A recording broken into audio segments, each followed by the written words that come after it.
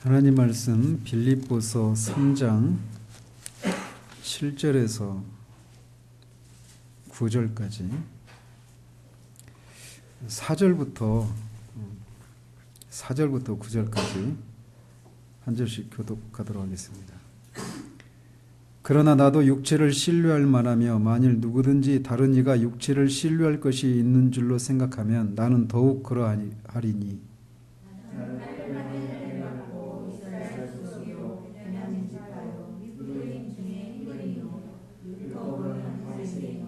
열심으로는 교회를 박해하고 율법의 의로는 흠이 없는 자라.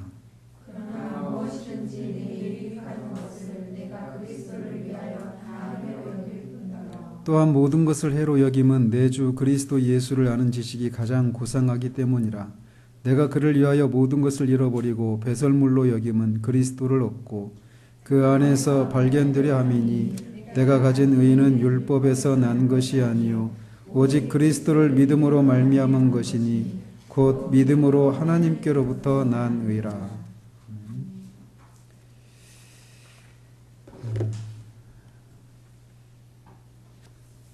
지난주까지 해서 그냥 하나님의 백성들 이 시리즈를 마치고 제가 다음에 기회가 되면 더 이어서 하도록 합니다. 제가 처음에 말씀드렸지만 이 하나님의 백성들이라고 하는 이 시리즈를 시작하게 되었던 게 기억나신지 모르겠어요. 제가 그 사도 바울이라고 하는 영화를 이렇게 보고 사도 바울을 좀 너무 피상적으로 이렇게 다루었다, 그 영화 속에서 그런 생각이 들어서 이 사도 바울에 대해서 좀 그거보다는 좀 더 이렇게 좀 다룰 필요가 있는 마음이 이렇게 들어서 시작을 하게 됐는데, 사도 바울을 하려고 하면 그의 삶이 너무 방대하거든요. 그리고 그의 삶을 통해서 우리에게 던져주는 메시지들이 굉장히 이렇게 넓어요. 그리고 심오하고. 그래서 그거를 아직은 제가 좀 하기는 좀 벅차다 싶은 마음이 들어서 그걸 사도 바울 때문에 이 시리즈를 시작했는데 사도 바울을 다 살펴보지 못하고 아쉽지만 다음에 더 기회를 봐서 하도록 하고 다음 주부터는 다른 거를 좀 하려고 합니다. 그래서 웨스트민스터 신앙 고백서 이거를 이제 하려고 합니다. 근데 언제나 늘 이렇게 새로운 시리즈를 할 때 늘 부담이 있어요. 그러니까 웨스트민스터 신앙 고백서 이거는 이미 다 오래전에 1600년대에 이미 나온 신앙 고백서고 다 정해져 있는 거잖아요. 그럼에도 불구하고 시간이 이제 그거 하면은 1년 반에서 2년은 소요되는 그런 거라서 좀 엄두가 안 나긴 하는데 그래도 그걸 이제 필요하다 싶어서 다음 주부터 이제 하려고 합니다. 그러면서 다음 주는 좀 더 그것과 관련해서 좀 서론적인 얘기들을 나누면서 시작할 거고요. 이제 그때 가서 얘기를 하도록 하고, 오늘은 이제 사도 바울의 하나님의 백성들 안에서의 그 사도 바울의 생애를 살피는 건 아니지만 사도 바울과 관련된 것을 이렇게 살피면서 다음 주 시리즈를 이렇게 새롭게 준비하는 그런 것을 이렇게 대신하는 것으로 이렇게 가름하도록 하겠습니다. 오늘 우리 설교 제목이 그리스도 안에서 발견되기예요. 사도 바울은 빌립보 교회 안에 들어온 그가 개라고 하는 불렀던 그 2절에 보면 개들을 삼가고 행악하는 자들을 삼가고 이렇게 하면서 이제 그 빌립보 교회 안에 들어온 이 거짓 선생들을 경계할 것을 얘기하면서 이제 말씀을 이렇게 해나가는 과정 중에 그들이 바울의 서신들을 이렇게 쭉 살펴보면 알 수 있지만 바울이 사도라고 하는 사실들을 뒤집으려고 하는 그런 거짓 선생들이 바울이 개척하고 떠난 교회에 다 들어왔어요. 고린도 교회, 갈라디아 교회, 이 빌립보 교회도 마찬가지고. 그래서 이 서신들을 보면 많은 서신들 안에서 뭐 로마서에서는 그런 게 없지만 바울이 자신이 예수 그리스도를 통해서 또 하나님으로부터 세움을 받은 사도다라고 하는 자신의 사도의 그 정체성을 이렇게 변호하는 그런 내용들이 많이 나옵니다. 그런 배경 속에서.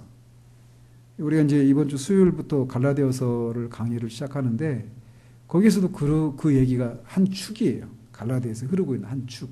사도 바울이 자신이 사도라고 하는 것을 변호하는 자신의 그 사도성을 입증하려고 하는 그런 한 가지 축이 있어요. 그 서신서들 보면. 빌립보서에서도 마찬가지입니다. 그래서 그들이 이제 자랑을 하는 거예요. 그러면 자신들이 육체적으로 신뢰할 만한 것들이 사도 바울보다 많다.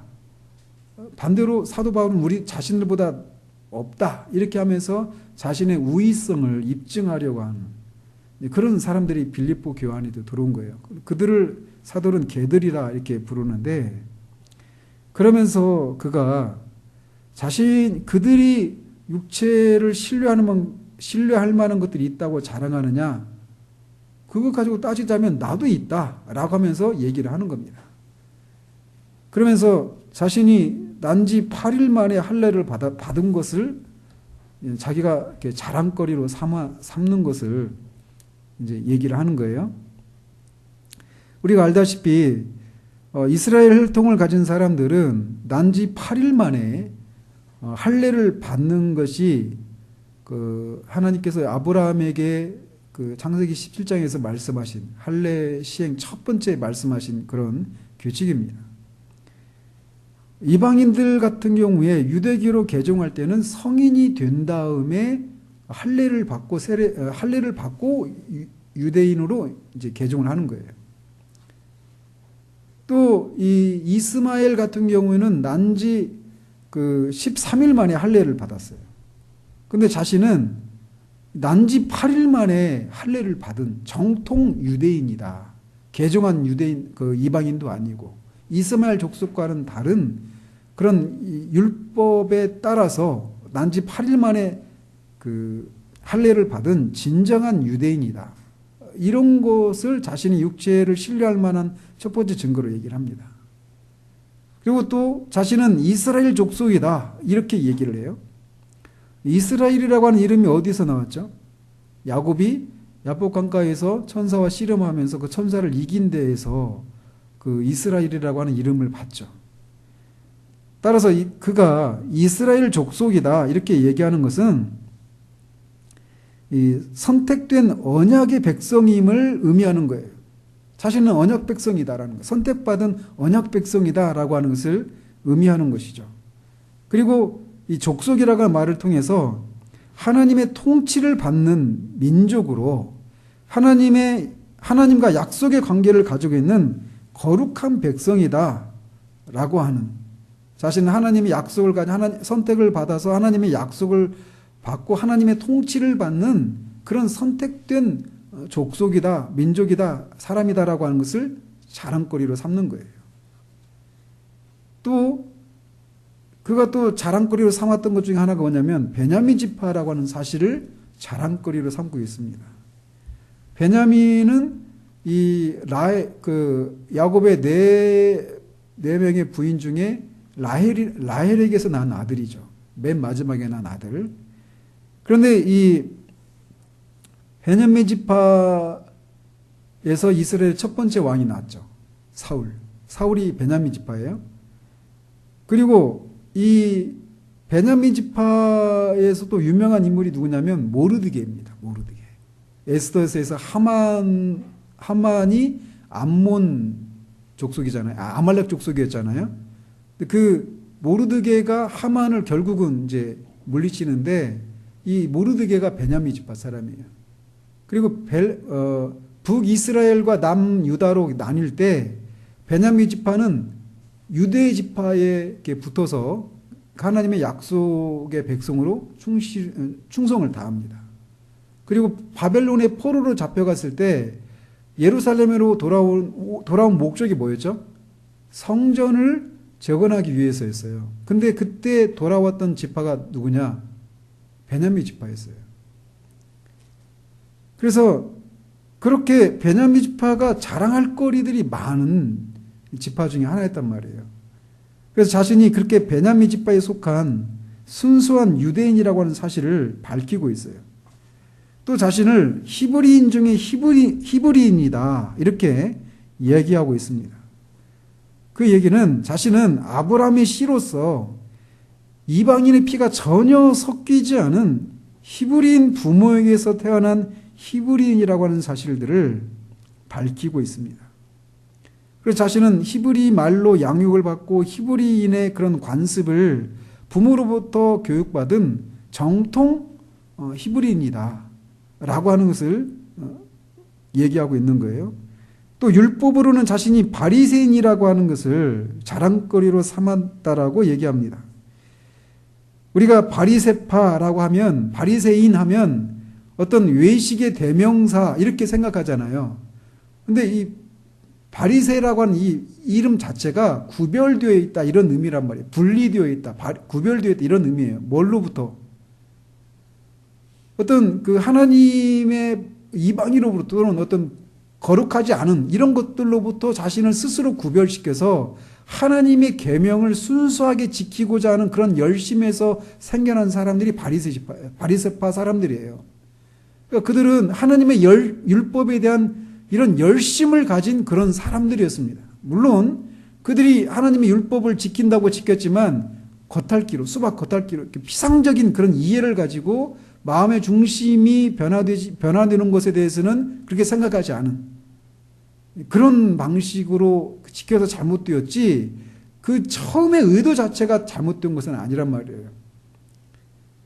어쨌든 그는 바리새인으로 율법으로는 바리새인이다 이렇게 얘기하면서 이 사도행전 보면 자신은 바리새인의 아들로 태어났고 또 바리새파의 입문에서 이 사람들로부터 가장 존경을 받았던 가말리엘이라고 하는 랍비 밑에서 이 수행을 했던 그런 바리새인의 아들이다 이렇게 얘기하고 있어요. 그러니까 율법을 지키기 위한 열심이 다른 누구보다 다른 갈라디아서에서 나오는 것처럼 다른 동년배 어떤 누구보다도 비교가 안 될 정도로 그렇게 열심을 내었던 사람이다라고 그렇게 자랑하고 있습니다.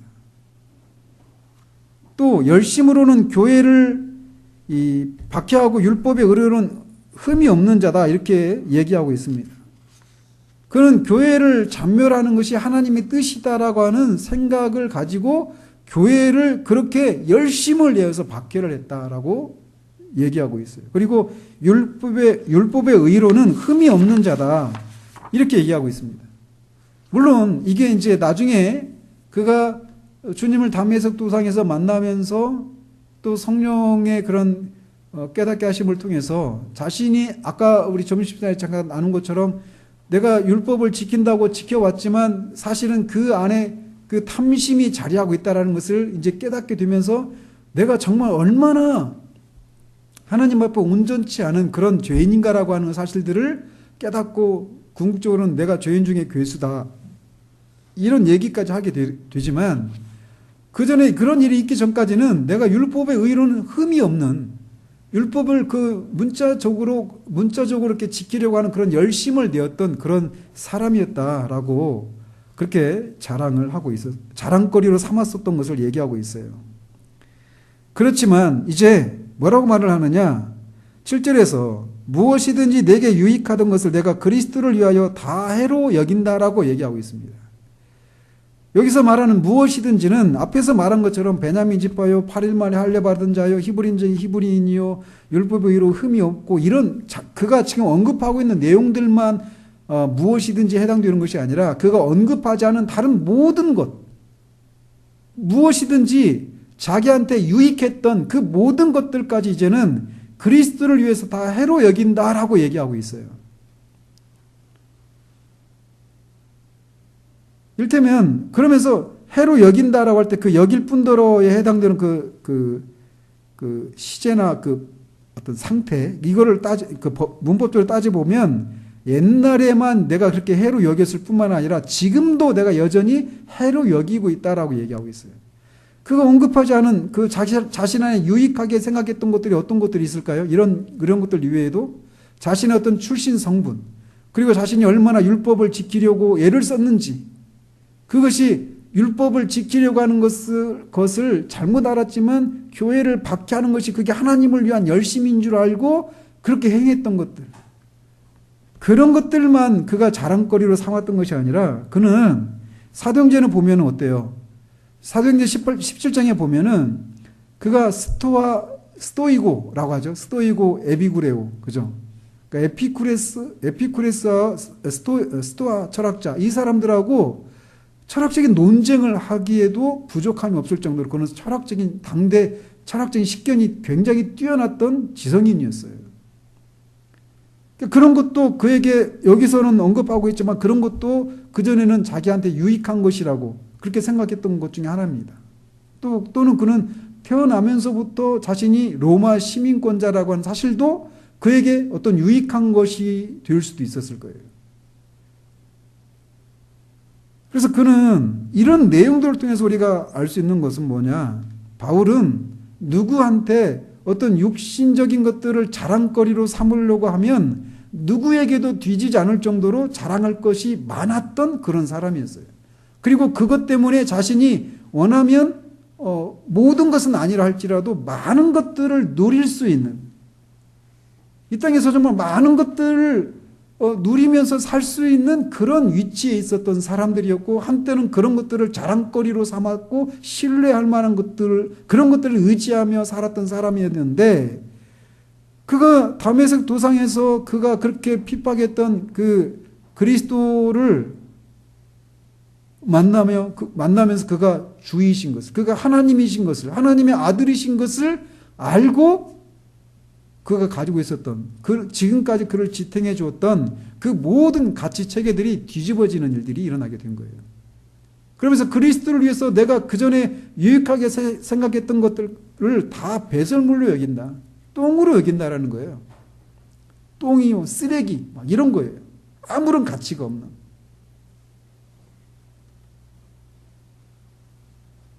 그러면서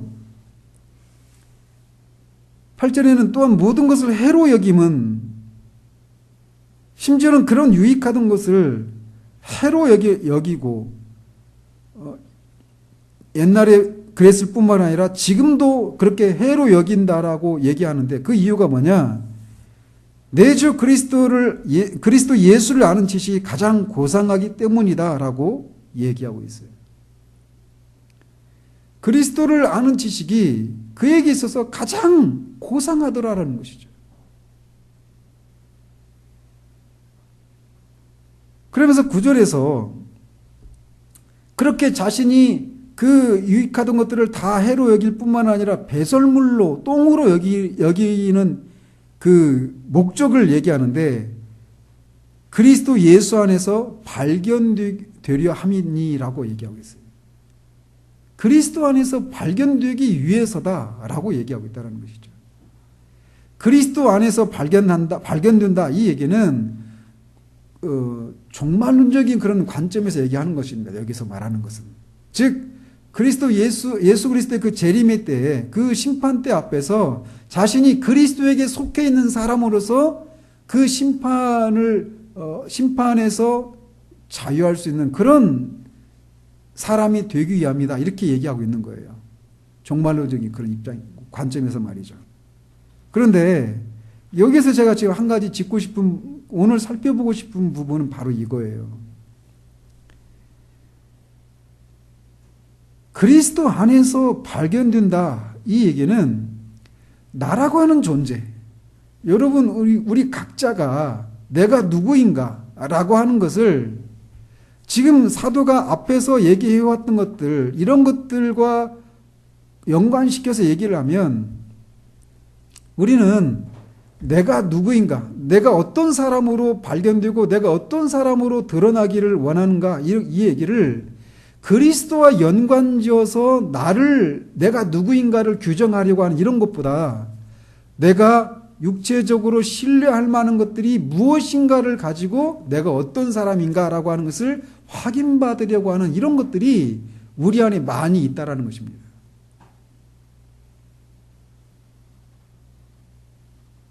제가 여러 번 말씀드렸지만 사람은 누구나 율법주의자로 태어납니다.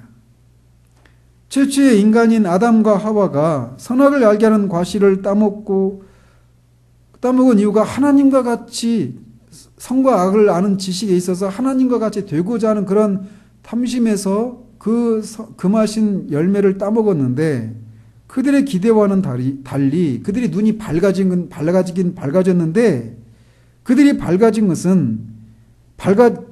눈으로 그들이 처음 발견한 것은 자신들이 벌거보고 있다는 것을 깨닫고 그것을 부끄러워하기 시작했다는 거예요. 그러면서 그들이 최초로 취한 행동은 자신들의 부끄러운 부분들을 무화과 나무 잎으로 옷을 만들어서 가리고 하나님이 보시지 못할 것 같은 나무 숲 사이로 숨는 것이었어요. 이렇게 사람은 누구든지 자신의 부끄러움을 발견하면 무엇으로라도 그것을 가리려고 하는 그런 행동을 취하게 되는 것입니다. 그리고 이런 본능이 아담 뒤에 태어난 모든 사람들에게서 발견되게 되었어요. 그래서 하나님 앞에서 부끄러운 모습이 발견되면 사람은 자신의 힘으로 그것을 극복하려고 시도를 하게 된다는 것이죠. 즉 자신의 선한 행동을 통해서 하나님을 기쁘시게 하면 하나님이 그런 자신을 받아주실 것이라고 하는 생각을 가지게 되는 거예요. 즉 하나님 앞에서 자신의 행위로 하나님 앞에 옳다 인정함을 받으려고 하는 그런 시도들을 이 최초의 타락한 아담에게서 발견되었고 그 이후에 태어난 모든 인간이 그걸 자연스럽게 본능적으로 가지고 있다는 것이죠. 그런 것을 가리켜서 율법주의라고 말합니다. 율법을 지킴으로 하나님으로부터 옳다 인정함을 받으려고 하는 것. 이게 율법주의예요. 아담이 죄를 범하고 동산 나무 사이로 숨고 무화과 나무 잎으로 옷을 만들어 입어서 자신의 부끄러움을 가리려고 했던 것처럼 모든 인간들이 하나님 앞에서 부끄러움을 스스로 가리려고 하는 그런 율법주의자로 태어나게 되었던 겁니다. 그런데 이렇게 율법주의는 기본적으로 하나님 앞에서 자신의 옳은 행위를 통해서 옳다 인정함을 받으려고 하는 그런 생각을 율법주의라고 말하는데, 이 율법주의적인 성향은 하나님 앞에서만 발휘되는 것이 아니라 사람들을 향해서도 그런 경향들이 나타난다는 것이에요. 즉 다른 사람 앞에서 자신이 부족하고 부끄러운 어떤 모습들이 발견되면 그것을 자신이 극복하거나 갖추어야만 다른 사람이 자신을 받아들일 것이라고 하는 생각, 이런 게 사람들을 향해서 나타나는 율법주의적인 성향이에요. 여러분 한번 정직하게 여러분 자신을 한번 살펴보십시오. 우리가 탐심에 대한 얘기도 아까 잠시 나눴잖아요. 내가 사람들 앞에서 자신이 어떤 부끄러워할 만한 또는 자랑할 만한 것이 없는 그런 자신의 모습을 발견할 때 우리는 그 사람 앞에 있는 모습 그대로 서는 것을 두려워하죠. 그죠? 이것도 없고 저것도 부족한 그런 내 모습을 사람들 앞에 내가 고스란히 드러냈을 때 그 사람이 나에 대한 평가가 달라질 것이다라고 하는 생각들을 하는 거예요, 사람들이. 그래서 그런 것을 극복하고 뭔가 내세울 만하고 뭔가 이렇게 자랑할 만한 것을 갖춘 후에야 다른 사람들이 나를 받아줄 것이다라고 하는 그런 생각들을 가지고 있어요. 그렇게 저는 사람들을 향해서 나타나는 율법주의적인 성향이다, 이렇게 저는 규정을 한다라는 거죠. 그런데 이런 율법주의적인 그런 성향이 우리를 지배하는 동안에는 우리 안에 쉼이 없습니다. 여러분 두더지 게임 아시죠? 두더지 게임 막 올라오면 망치로 막 치는 거 있잖아요. 왜 때려? 막 하면서 막. 근데 그게 처음에는 속도가 처음부터 빠르지 않잖아요. 처음에는 우리가 때릴 만큼 속도가 올라요. 막 다 올라오는데 때립니다. 근데 점점 빨라지죠. 결국은 우리가 지거든요. 우리 손이 못 쫓아간단 말이에요.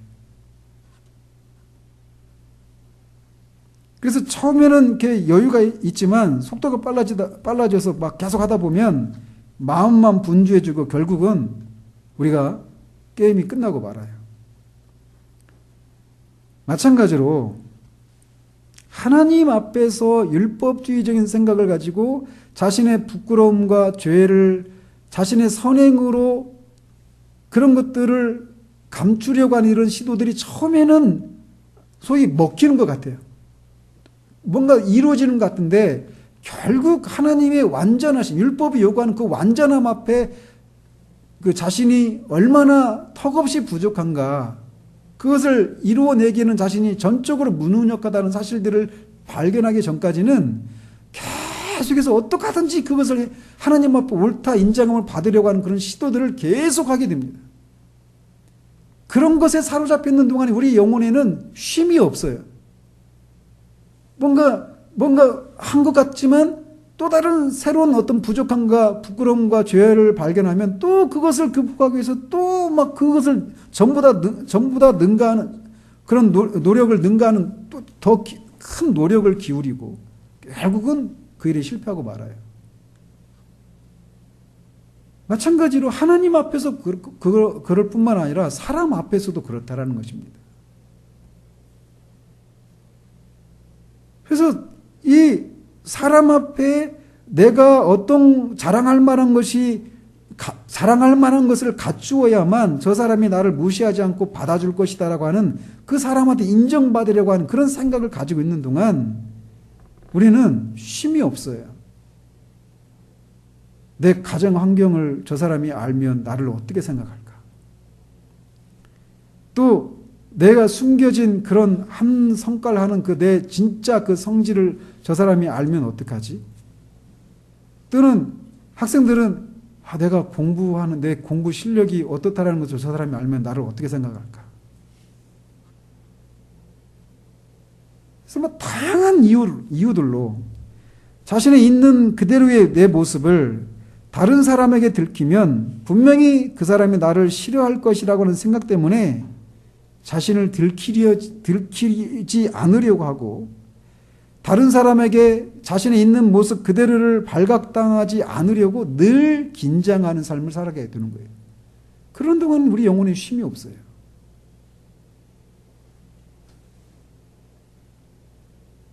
그런데 사도는 그런 그리스도 안에서 발견되기 위함이다라고 하는 말을 통해서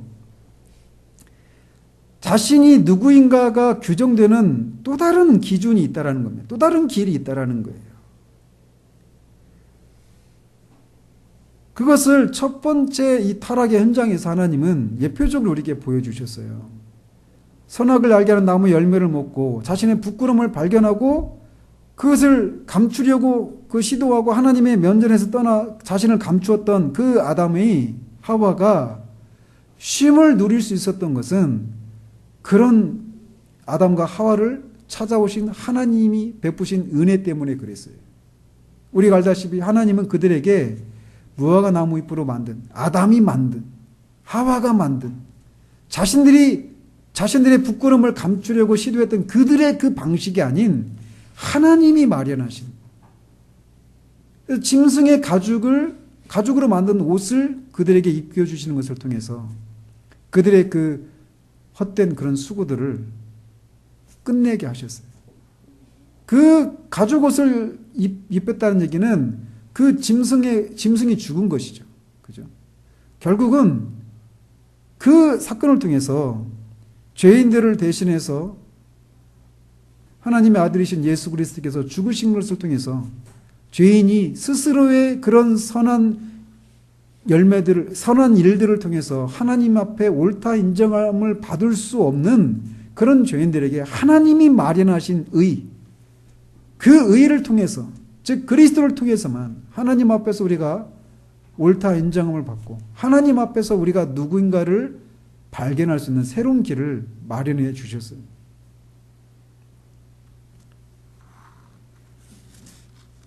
우리가 알다시피 예수 그리스도는 우리의 죄를 위해서 이 땅에 오셔서 고난을 받으시고 십자가에 죽으시고 부활하셔서 우리의 죄 문제를 해결해 주신 것이죠.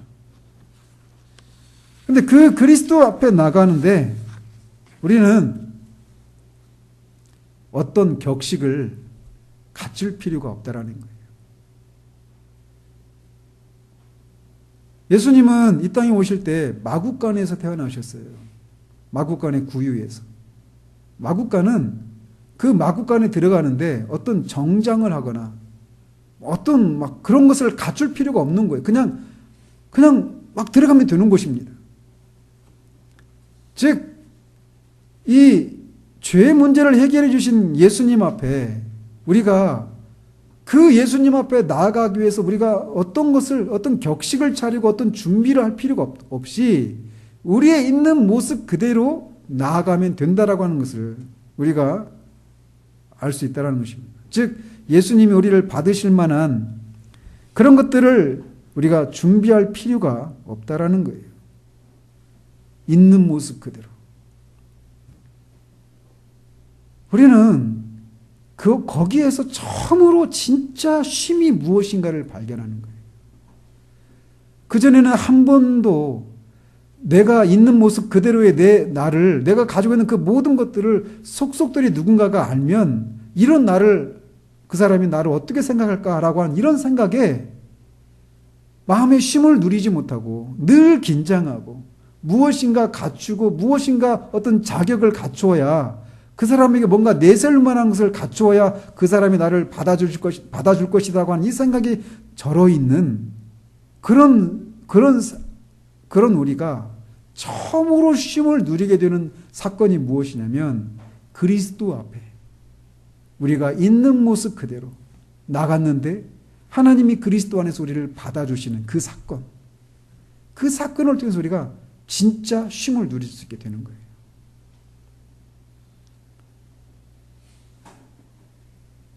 그리스도 안에서 이렇게 아무런 자격이 없이 하나님께 받아들여졌다는 것을 경험한 사람, 그래서 그 안에서 자유함을 누린 사람들은 사람 앞에서도 이런 것을 경험할 수 있게 됩니다. 완전하신 하나님이 우리를 아무런 죄도 짓지 않은 사람처럼 있는 모습 그대로 받아주셨다는 것을 아는 사람은 불완전한 사람들의 평가에 위축되지 않을 수 있게 된다는 거예요. 그래서 다른 사람이 나를 어떻게 생각하는지에 관심을 두기보다 하나님이 자신을 어떻게 생각하는지에 관심을 두게 되고 비로소 사람들 앞에서 자신이 발견되는 것에 대한 두려움으로부터 해방을 맛보게 된다는 겁니다.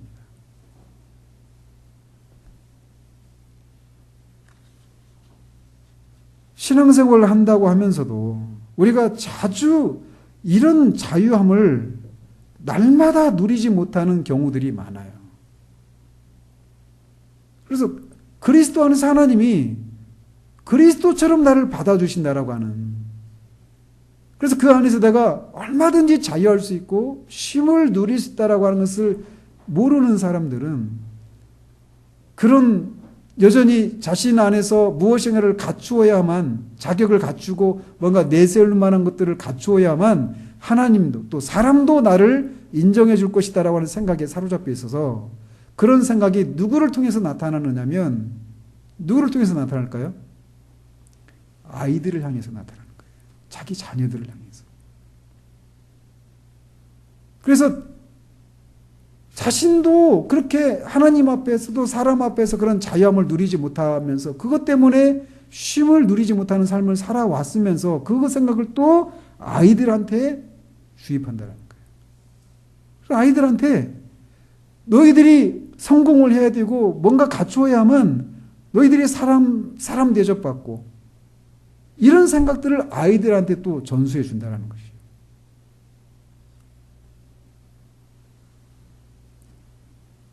그래서 결국 자신의 아이도 자신처럼 무엇인가를 구색을 갖춰야만 다른 사람들이 무시하지 않고 열등감에 시달리지 않게 된다고 생각해서 자신처럼 자신의 아이도 그리스도 안에서 쉼을 누리지 못하게 되는 일들이 일어난다는 것입니다.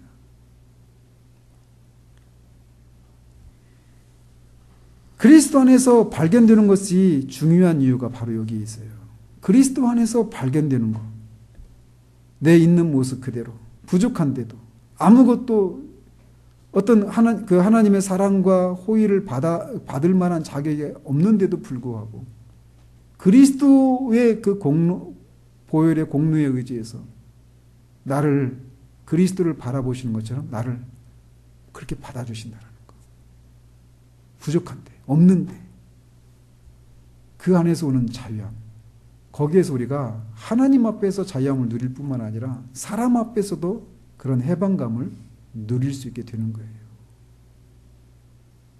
그리고 그것은 나에게만 국한되는 것이 아니라 내 이웃에게, 내 자녀들에게 다 그렇게 영향을 미치게 된다는 것입니다. 따라서 그리스도 안에서 있는 모습 그대로를 받으셨다라고 하는 것을 실제로 받아 누리는 일들이 우리에게 굉장히 중요합니다. 그것을 우리는 맛보아 알아야 돼요.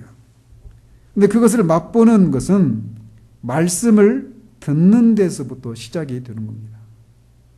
말씀을 들을 때 성령께서 그것을 우리가 믿어지게 하신다라는 것이죠.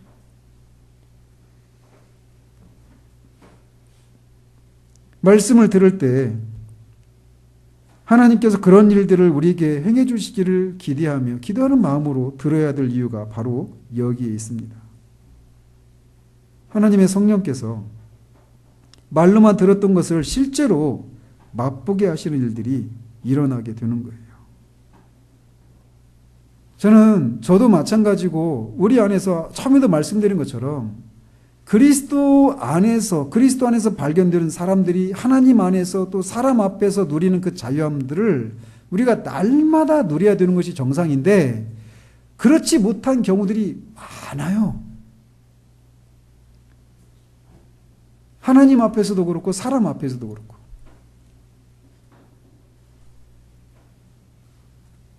그러나 그런 생각이 들어올 때마다 우리가 붙들어야 될 것이 있어요.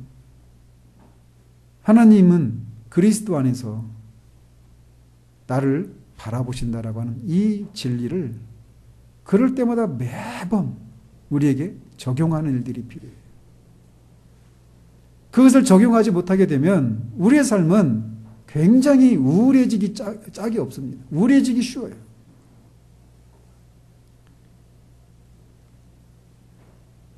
여러분이 정말 그리스도를 믿는 사람들이라면 하나님은 그리스도를 통해서 우리를 바라보십니다. 그리고 그리스도를 바라보시는 하나님의 그 시각은 이는 내 사랑하는 자요 내 기뻐하는 자라 라고 하는 그 시각이에요. 그리고 그 시각은 한 번도 바뀌지 않습니다.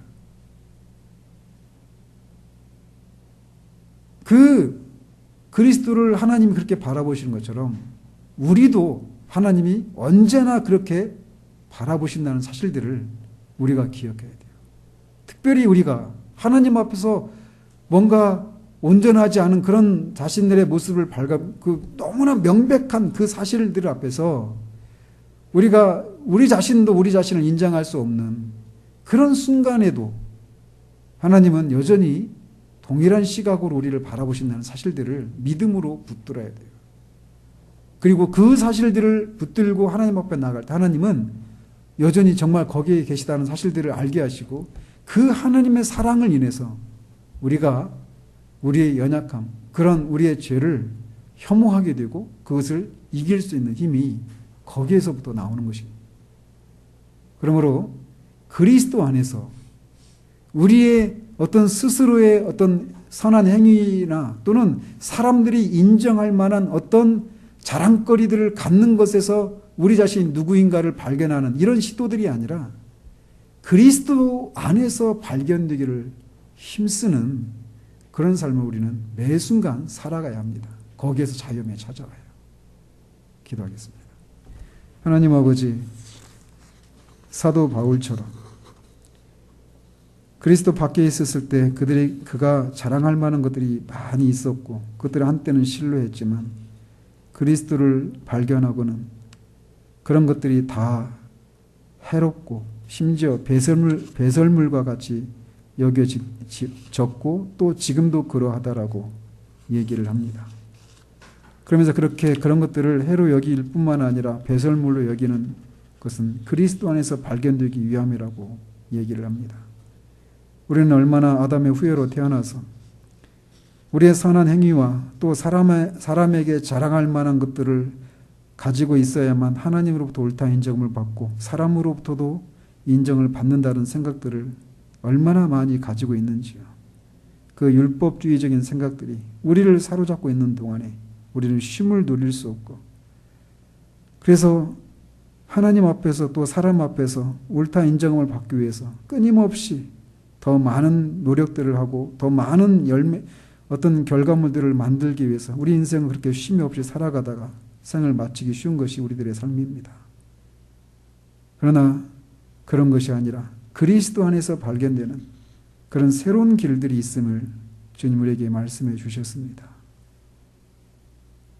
우리가 하나님 앞에 옳다 인정을 받을 만한 것이 하나도 없는데도 그리스도를 통해서 우리를 바라보시는 그 하나님이 마련하신 그 방식을 통해 그리스도를 바라보신 것처럼 우리를 바라보신다는 사실들을 우리가 알게 되었을 때 우리는 있는 모습 그대로 주님 앞에 나아가 얼마나 큰 자유함을 누리며 살았었는지요.